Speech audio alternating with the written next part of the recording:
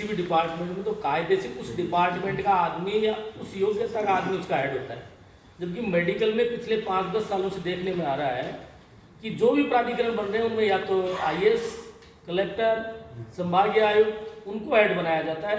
ये धीरे धीरे इन्वेंशन हो रहा है बाहर के प्रशासनिक अधिकारियों का। पहले हमारा डायरेक्टर भी प्योरली मेडिकल का होता था, आजकल वहाँ भी सिस्टम यही हो गया है कि कुछ डायरेक्टर्स प्रशासनिक आ गए हैं जो आईएएस हैं, आरएएस हैं। तो ये जो स्थिति है इसमें भी यही आ रही है।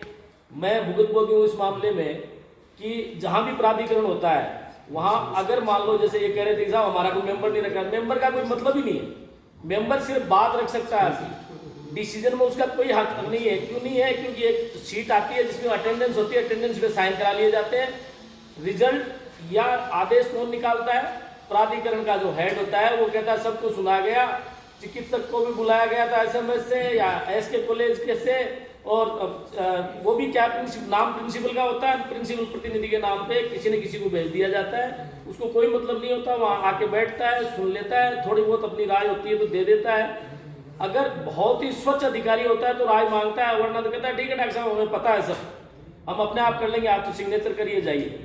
तो ये स्थिति बहुत ही नाजुक स्थिति में जा रही है क्योंकि कैडर है नहीं, मेडिकल का कोई सिस्टम है नहीं। तो उस स्थिति में इस तरह का ये कानून और ला दिया गया है, इसमें भी स्थितियाँ कर दी गई हैं।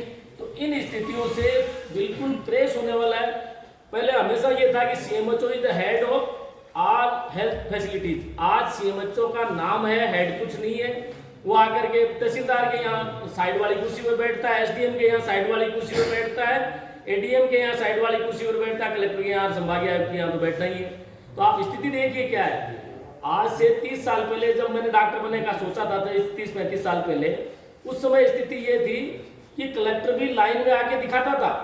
कलेक्टर जब भी मीटिंग होती तो कभी सामने नहीं बैठता था, मतलब कुर्सी पे नहीं बैठता था, सीएमएचओ ही बैठता था, पीएमओ ही बैठता था। आज स्थिति है कलेक्टर आता है, पीएमओ की कुर्सी लेता है, पीएमओ सामने बैठता है।